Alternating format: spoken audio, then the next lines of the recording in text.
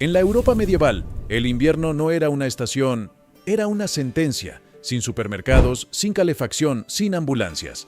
Cada año la naturaleza ponía a prueba a los humanos. La regla, adaptarse o morir. Hoy los preparacionistas almacenan latas, paneles solares y cursos online. Pero en el pasado, la única forma de sobrevivir era dominar el mundo natural. Técnicas tan antiguas y esenciales que las hemos borrado de la memoria colectiva, pero estaban ahí y funcionaban. Esta es la historia de esas técnicas, 7 habilidades de supervivencia medieval que podrían salvarte incluso hoy si el mundo colapsara. Técnica número 1. El pan de corteza. Primavera del año 1315. Europa entera sufre una de las peores hambrunas de su historia. Las reservas de grano están vacías, el ganado ha muerto, la tierra no da más. ¿Qué haces cuando no hay nada que comer? Los campesinos medievales lo sabían. Recurrías a los árboles. En lugar de madera para construir, buscaban corteza para sobrevivir. Pero no cualquier corteza. Lo que buscaban era el cambium, la capa interna entre la corteza exterior y la madera dura, especialmente en árboles como el pino o el abedul. Recolectarla no era tan simple como rascar un tronco. Se necesitaba conocimiento preciso. Si pelabas todo el árbol, lo matabas. Si usabas una especie venenosa, intoxicabas a tu familia. Si lo hacías en la estación equivocada, no había nutrientes. Por eso esperaban la primavera. La savia fluía y ablandaba la corteza. Con cuchillos marcaban líneas verticales, separadas unos 15 centímetros, y raspaban cuidadosamente con hueso o madera para no dañar el tronco. Una tira mal retirada podía significar la muerte del árbol y de tu familia al año siguiente. Una vez recolectada, la corteza se secaba al calor de piedras calientes. Luego se trituraba con molinos de mano durante horas hasta obtener una harina gruesa y amarga. No sabía bien. Algunos la describían como masticar tierra con resina, pero mezclada con algo de grano, se convertía en pan. Duro, rústico, pero nutritivo. Monasterios enteros catalogaban los árboles: el abedul, ligeramente dulce; el roble, amargo y tóxico sin preparación. Este conocimiento, pasado de boca en boca, mantuvo viva a Europa en los inviernos más duros. Hoy, el pan de corteza se considera un alimento de crisis extrema, pero en aquellos tiempos era la diferencia entre ver la primavera o morir congelado. Técnica número 2. Cordelería natural. Imagina entrar en un bosque sin herramientas y salir con 50 metros de cuerda.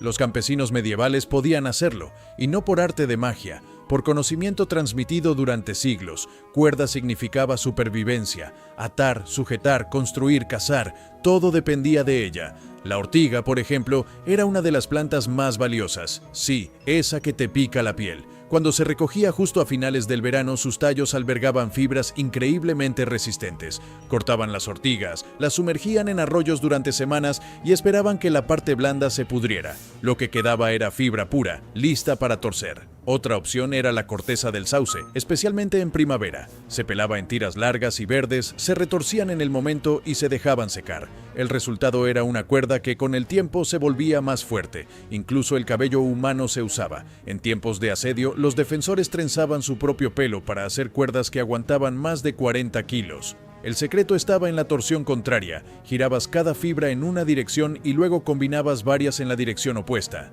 Eso creaba tensión, y la tensión significaba resistencia. Sin entender este principio, la cuerda se deshacía. Con él era más fuerte que la suma de sus partes. Cada planta requería una técnica distinta. El lino necesitaba separación fina, la corteza, tiras precisas, el cáñamo, un proceso de trituración para liberar las fibras, y todo esto se hacía con las manos, el muslo y la experiencia. Técnica número 3. Alimentos silvestres. ¿Podrías caminar por un bosque y encontrar desayuno, almuerzo y cena?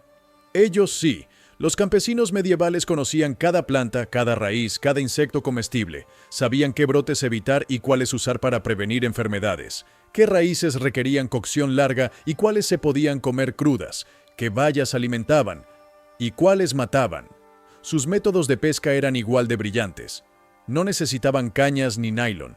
Fabricaban anzuelos con hueso, espinas o madera tallada, calentándolos para doblarlos sin romperlos. Construían trampas con ramas tejidas que guiaban a los peces hacia jaulas submarinas, sin vigilancia, solo conocimiento.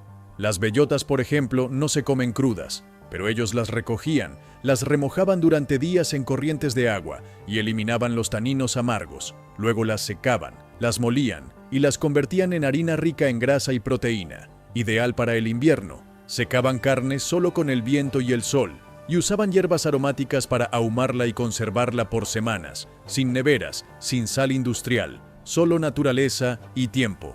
Todo ese saber se transmitía por canciones, cuentos, refranes. Lo que hoy buscamos en Google, ellos lo llevaban en la memoria. Técnica número 4. Fabricación de herramientas. Si perdieras todas tus herramientas hoy, ¿podrías fabricarlas desde cero? Ellos sí. La gente medieval podía entrar en un bosque y salir con un cuchillo, un recipiente para agua y hasta una aguja para coser. Para las hojas cortantes usaban pedernal, obsidiana o cualquier piedra que pudiera fracturarse con filo. Golpeaban en ángulo, aprovechando las vetas naturales, hasta obtener una hoja funcional.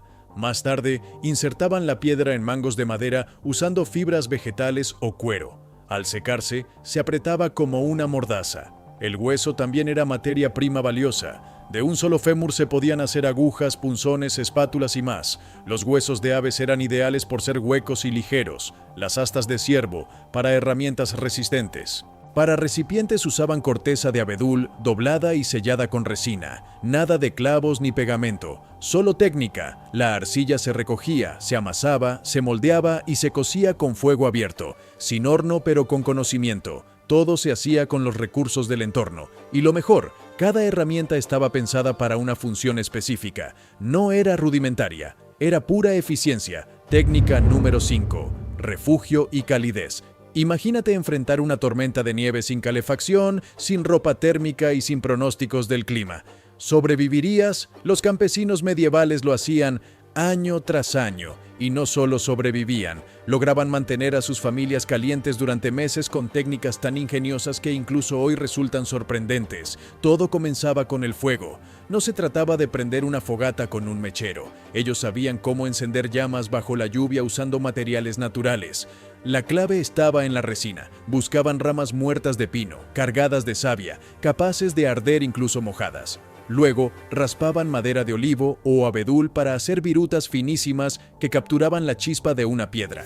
Tenían diferentes tipos de yesca según el clima, más fina para humedad, más gruesa para viento. Incluso usaban corteza de abedul como encendedor natural. El siguiente paso era el refugio, y aquí es donde se nota la genialidad medieval. Sabían que la mejor manera de conservar el calor no era construir hacia arriba, sino hacia abajo. Excavaban refugios subterráneos, similares a madrigueras, donde la temperatura se mantenía estable. Estos espacios, con entradas estrechas y techos reforzados con ramas y barro, ofrecían calor, protección contra el viento e invisibilidad ante bandidos o ejércitos enemigos. Pero cavar era solo el principio. Escogían suelos con buen drenaje, evitaban zonas con agua subterránea y construían respiraderos con cañas huecas para mantener el flujo de aire sin perder calor. El aislamiento era clave. Usaban pelo de animales contra la piel, capas de hierba seca encima y fibras vegetales tejidas como protección exterior. Cada capa cumplía una función: mantener el calor, absorber la humedad, repeler el agua. La ropa, por supuesto, era otra historia de supervivencia. Las prendas no se compraban, se fabricaban a mano. Usaban pieles tratadas con sal, humo y grasa para volverlas impermeables y transpirables. Sabían qué parte del animal aislaba mejor, qué costuras eran más duraderas y cómo adaptar cada prenda al cuerpo. Era ropa de supervivencia, no de moda, y si el clima empeoraba, miraban al cielo. La gente medieval era experta en leer señales meteorológicas. Observaban el movimiento de las nubes, el comportamiento de las aves, los cambios en el viento. Muchos podían predecir tormentas con varios días de antelación simplemente observando la naturaleza. Mientras nosotros confiamos en una AP, ellos confiaban en generaciones de observación. Técnica número 6. La ceniza. Hoy tiramos la ceniza, pero en la Edad Media era un tesoro. Cada hogar medieval tenía un guardián de las cenizas, un experto que sabía qué tipo de madera quemar según el uso que se le daría a la ceniza. La de roble, por ejemplo, era ideal para hacer jabón. Rica en potasio, generaba una lejía potente que, al mezclarse con grasa animal, creaba jabón alcalino capaz de eliminar la suciedad más difícil.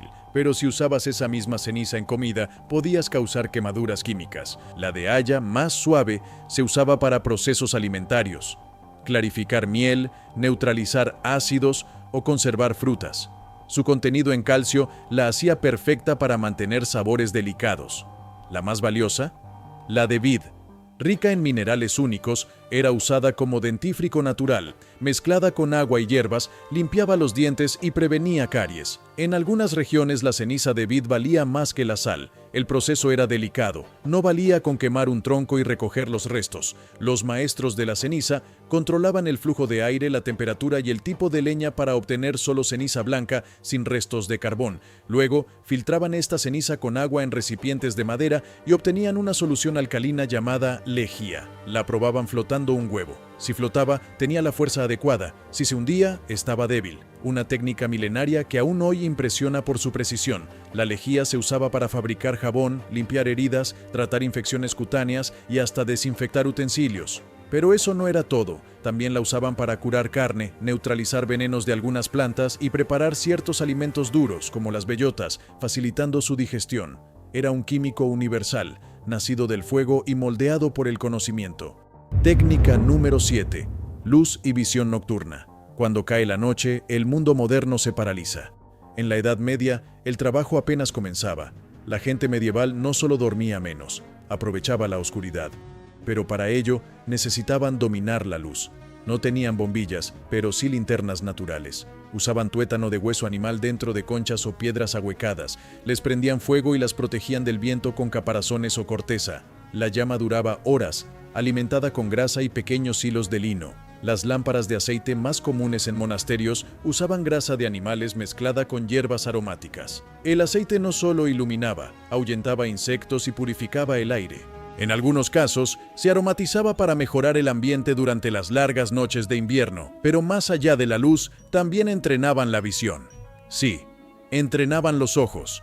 Los monjes, por ejemplo, realizaban ejercicios específicos para mejorar la visión nocturna. Evitaban mirar directamente a la llama, permitían que sus pupilas se adaptaran y memorizaban la distribución del mobiliario. Esto les permitía moverse casi a ciegas sin tropezar. Los cazadores practicaban la sombra fija, observar con el rabillo del ojo, donde la visión nocturna es más aguda.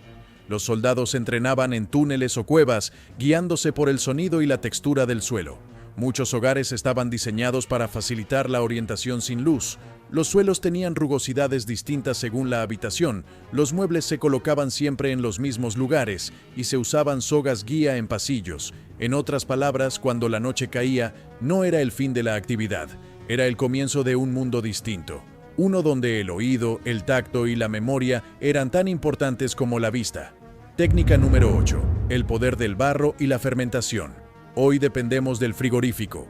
En la Edad Media, ellos dependían del barro y de los microbios. Cuando no existía la electricidad, conservar alimentos durante semanas o incluso meses exigía inteligencia, paciencia y conocimiento profundo de los procesos naturales. Los campesinos medievales aprendieron a usar el barro como aislante térmico. Creaban vasijas gruesas con doble pared donde entre ambas capas vertían agua. Al evaporarse lentamente, esa agua absorbía el calor del interior, creando un efecto de enfriamiento. Un refrigerador sin motor. Estas vasijas se usaban para guardar leche, frutas, pescado o incluso manteca. Colocadas en sótanos o bajo tierra, mantenían la temperatura lo suficientemente baja como para evitar la descomposición durante días o incluso semanas. Pero si querías conservar algo más allá, necesitabas fermentar. La fermentación no era una moda ni un truco de salud, era supervivencia. Repollo, zanahorias, remolachas, nabos, todos eran encurtidos en barriles de madera con salmuera. La sal mataba las bacterias malas y permitía que las bacterias buenas transformaran los alimentos en versiones ácidas y estables. Los campesinos sabían cuánto tiempo debía estar cada alimento en la salmuera, cómo ajustar la sal según el clima y qué hierbas añadir para conservar el sabor y prevenir hongos. Incluso el pan se fermentaba. Los medievales mantenían cultivos de masa madre que pasaban de generación en generación. Cada pueblo tenía su propio sabor, determinado por las levaduras locales. Este conocimiento les permitía almacenar alimentos para el invierno, sin depender de nada más que sal, agua y tiempo. Y eso nos lleva a una habilidad aún más poderosa. Técnica número 9. Medicina del bosque. En la Edad Media, un corte infectado podía ser una sentencia de muerte, pero eso no significaba que estuvieran indefensos. Las aldeas más alejadas contaban con curanderos y herbolarios, personas que conocían a fondo el poder de cada planta del entorno. Su conocimiento era tan preciso como el de un farmacéutico moderno, y en algunos casos igual de efectivo. Sabían que la corteza de sauce blanco, hervida, aliviaba la fiebre y el dolor, por su alto contenido en salicina, precursor natural de la aspirina. Sabían que las flores de milenrama detenían hemorragias, que las hojas de plántago desinfectaban heridas, que el musgo de roble convertido en pasta calmaba quemaduras. Incluso tenían técnicas para prevenir pandemias locales. Cuando una peste afectaba a un pueblo, aislaban casas con ramas de saúco, consideradas protectoras, quemaban enebro para purificar el aire y hervían vinagre con hierbas para limpiar herramientas y ropa. Los jarabes se hacían con miel, vinagre de sidra, raíces secas y bayas fermentadas. Se sabía qué plantas no mezclar, cuándo cosecharlas y cómo secarlas para mantener su potencia. No eran brujos. Eran científicos empíricos con siglos de datos acumulados a través de la experiencia. En tiempos donde el médico más cercano estaba a días de camino, ellos eran la única medicina disponible. Técnica número 10. Psicología de la supervivencia. Y ahora, una habilidad que pocos consideran: la fortaleza mental. La supervivencia no es solo técnica, es resistencia, tolerancia al dolor, adaptación y, sobre todo, determinación. La gente medieval vivía cada día con incertidumbre, enfermedades, guerras, hambrunas, violencia. La muerte no era un tabú, era una sombra constante, pero eso no los quebraba. Al contrario, generaba una mentalidad de grupo, una resistencia emocional que los preparaba para lo peor. Desde la infancia, los niños eran entrenados para soportar el frío, la fatiga y la frustración. Aprendían a observar antes de hablar, a memorizar patrones naturales, a encontrar consuelo en la comunidad y en la rutina. Los rituales diarios, encender el fuego, moler el grano, recoger el agua, no eran tareas sin sentido, eran anclas mentales, mantenían la mente enfocada, evitando el pánico o la desesperación. Además, el contacto con la naturaleza era constante. Eso ayudaba a desarrollar una percepción del tiempo mucho más pausada, menos ansiosa. El día no se dividía en minutos, sino en luces, olores y sonidos. En tiempos modernos, el estrés de una situación de supervivencia puede paralizarte, pero un campesino medieval que ya vivía en modo supervivencia todos los días, simplemente continuaba. Su mentalidad era su armadura. ¿Qué hemos olvidado realmente? Cada una de estas técnicas, desde fabricar una cuerda con tus manos hasta leer el cielo para predecir tormentas, nos revela una verdad incómoda. No estamos más avanzados, solo somos más dependientes. La gente medieval no tenía tecnología, tenía conocimiento. Y ese conocimiento, transmitido de boca en boca durante siglos, les permitía sobrevivir en condiciones que hoy nos destruirían en horas. Puede que no queramos volver a vivir así.